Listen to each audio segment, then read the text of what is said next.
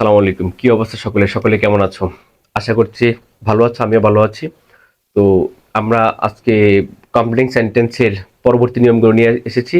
আহ, গত ক্লাসে যারা খুব ভালোই বুঝেছো, অর্থাৎ যারা বুঝতে পারে তারা ভিডিওটা আবার দেখবে, এবং যারা গত ক্লাসটা করেছিলে আজকে তোমাদের জন্য দ্বিতীয় ক্লাস, অর্থাৎ কমপ্লিটিং সেন্টেন্সের। ওই দিন দুইটা নিয়ম দিয়েছিলাম, আজকে তৃতীয় নিয়ম থেকে শুরু করছি।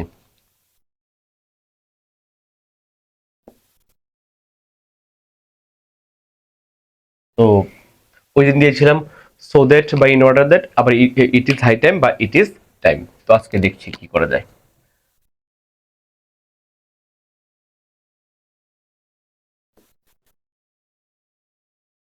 টু ডট ডট টু, টিও টু, এখানে হচ্ছে টি ডাবল টু, আর এখানে হচ্ছে টিও টু। এটা অর্থ এরকম,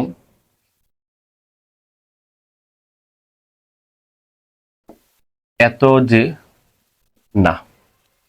এটা অর্থ এরকম, এত যে না, মানে টি ডাবল টু আর হচ্ছে T O two, two dot dot two, এটা সবসময় নেগেটিভ অর্থ প্রকাশ করে, মানে নাবোধক অর্থ প্রকাশ করে। সে এত ক্লান্ত যে কথা বলতে পারে না, সে এত দুর্বল যে ইংরেজি বলতে পারে না, সে এত অসুস্থ যে উঠে দাঁড়াতে পারে না, মানে এরকম। যদিও এখানে নট থাকবে না, যদিও এখানে নট থাকবে না, কিন্তু এটা সবসময় নেগেটিভ অর্থ প্রকাশ করবে। ঠিক আছে, যেমন উদাহরণটা হচ্ছে এরকম যে he is two four two. তো এরকম যদি আসে টি ডাবল টু আর হচ্ছে টিউ টু, এই ক্ষেত্রে আমরা কম্পিটিংটা করব কিভাবে? এটা অনেকের মনে প্রশ্ন যে স্যার টি ডাবল টু আর হচ্ছে টিউ টু, এই ক্ষেত্রে কম্পিটিং আসলে কম্পিটিং করব কিভাবে? তো এই যে এখানে লিখে দিচ্ছি, টু এর পরে সবসময় ভার্বের প্রেজেন্ট ফর্ম বসাবো আমরা, মানে কম্পিটিং এর শুরুতে আমরা ভার্বের প্রেজেন্ট ফর্ম বসাবো। এই টু থাকলে আমরা ভার্বের প্রেজেন্ট ফর্ম বসাবো, তারপরে যদি প্রয়োজন হয় তাহলে অতিরিক্ত অংশ বসাবো। তাহলে এই যে টু দেওয়া থাকবে, এই টু এর পরে সবসময় ভার্বের প্রেজেন্ট ফর্ম বসাবো, এবং যদি অর্থের দিক থেকে অতিরিক্ত অর্থের প্রয়োজন হয়, অতিরিক্ত অংশের প্রয়োজন হয়, সেক্ষেত্রে আমরা অতিরিক্ত অংশ বসাবো, কিন্তু বসাইতে হবে কিন্তু প্রথমে টু। টি ডাবল টু আর হচ্ছে টিও টু, এই টু এর পরে সবসময় ভার্বের প্রেজেন্ট ফর্ম বসাবো, মানে কম্প্লেক্স এর শুরুতে আমরা ভার্বের প্রেজেন্ট ফর্ম দিয়ে শুরু করব, এবং তারপরে যদি প্রয়োজন হয় আমরা অতিরিক্ত অংশ লিখবো। এখন অনেকের মনে প্রশ্ন, যদি স্যার এই টু দেওয়া না থাকে, আর এই টু দেওয়া আছে কিন্তু এই টু দেওয়া নাই, সুতরাং তখন আমাদের কি করতে হবে? এই টু লিখতে হবে, এবং তারপরে ভার্ব প্রেজেন্ট ফর্ম দিতে হবে, তারপর অতিরিক্ত অংশ যদি প্রয়োজন হয়। ঠিক আছে, যেমন হি ইজ টু পোর, সে এত গরিব না, মানে পারে না, কি পারে না, সে এত গরিব পারে না, কি পারে না।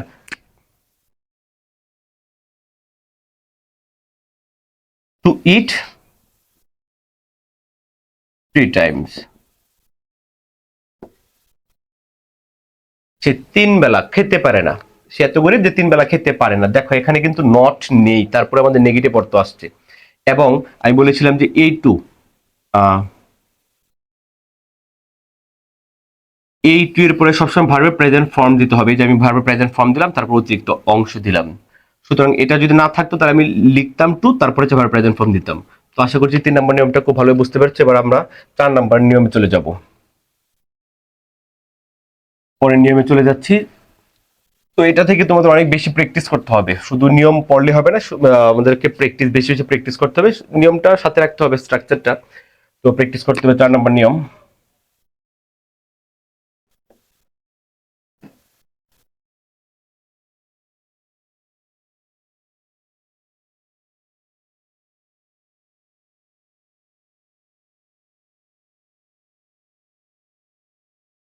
So dot dot that, so dot dot dot dot that,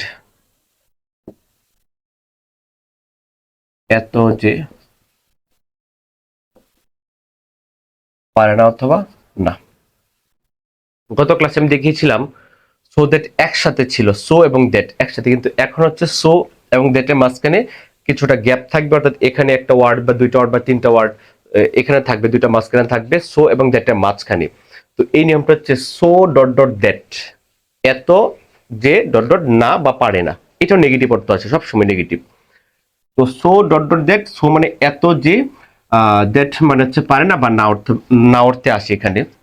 তো এই ক্ষেত্রে কমপ্লেনিংটা কেমন হবে?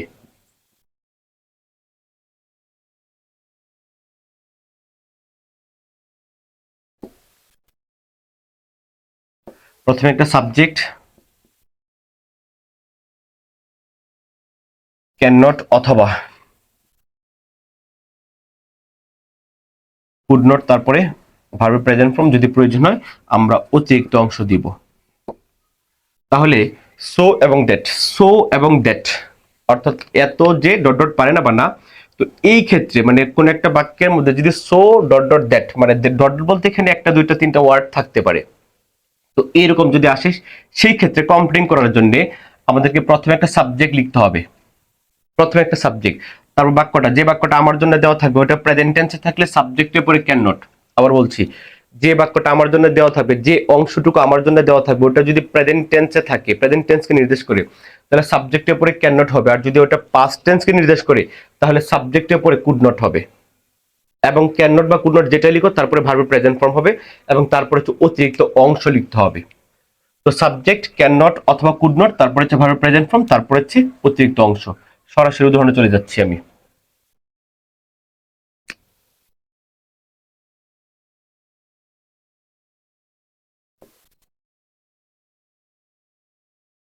Mister Rahim is so poor that, mister Rahim এত গরিব যে সে কি পারে না, সে কি পারে না। তো প্রথমে একটা সাবজেক্ট লাগবে, তো মিস্টার রহিম যেহেতু আমি হি দিলাম, তারপর এই বাক্যটা প্রেজেন্ট টেন্সকে নির্দেশ করে যেহেতু ইজ আছে, সুতরাং সাবজেক্টের পরে ক্যান নট হবে। আর এটা যদি পাস্ট টেন্সকে নির্দেশ করতো তাহলে সাবজেক্টের পরে এখানে কুড নট লিখতাম। দেখো সাবজেক্ট দিলাম ক্যান নট কুড নট, তারপর ভার্ব প্রেজেন্ট ফর্ম। এখন মিস্টার রহিম এত গরিব যে সে কি পারে না, he can not send his